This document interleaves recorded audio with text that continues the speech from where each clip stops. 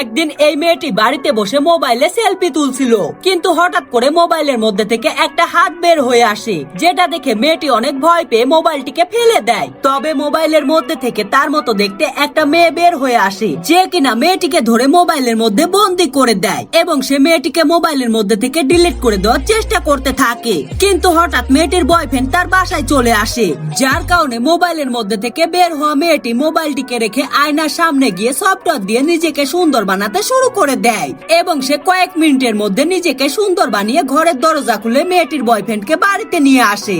এবং সে যখন দেখতে পায় মেয়েটির বয়ফ্রেন্ড মাত্র 3টা ফুল নিয়ে বাড়িতে এসেছে, তখন সে সফটওয়্যার দিয়ে 3টা ফুলকে অনেকগুলো ফুল বানিয়ে দেয়, যেটা দেখে মেয়েটির বয়ফ্রেন্ড অনেক বেশি ভয় পেয়ে যায় এবং সে মেয়েটির বয়ফ্রেন্ডের রোগা বডিটিকে সফটওয়্যার দিয়ে ইচ্ছা মতো সুন্দর বানিয়ে দেয়। এরপর সে মেয়েটির বয়ফ্রেন্ডকে নিয়ে গিয়ে তার সঙ্গে রোমান্স করতে শুরু করে দেয়। কিন্তু হঠাৎ করে মোবাইলের মধ্যে থাকা মেয়েটি বাঁচার জন্য চিৎকার করতে থাকে, যার কারণে মেয়েটি মোবাইলটিকে লাথি মেরে ফেলে দেয় এবং মেয়েটির বয়ফ্রেন্ড বিষয়টিকে বুঝতে পেরে যায়। তবে এই মেয়েটি তাকে জোর করে ধরে রাখে এবং সে দেখতে পায় মেয়েটির বয়ফ্রেন্ড মেয়েটির জন্য একটা হীরার আংটি এনেছে, যেটা দেখে এই মোবাইল থেকে বের হওয়া মেয়েটি অনেক খুশি হয়ে যায় এবং সে এই হীরার আংটিটিকে হাতে পরে নেয়। এরপর সে এই হীরার আংটিটিকে হাতে পরে নিজের ইচ্ছা মতো সফটওয়্যার দিয়ে বড় বানাতে শুরু করে এবং এই সুযোগে মেয়েটির বয়ফ্রেন্ড দরজা দিয়ে পালিয়ে যাওয়ার চেষ্টা করে। তবে সে দেখতে পায় তার আসল গার্লফ্রেন্ড মোবাইলের মধ্যে কান্না করছে, যেটা দেখে মেয়েটির বয়ফ্রেন্ড মোবাইলটিকে হাতে তুলে নেয় এবং তার গার্লফ্রেন্ড তার কাছে সাহায্য চাইতে থাকে।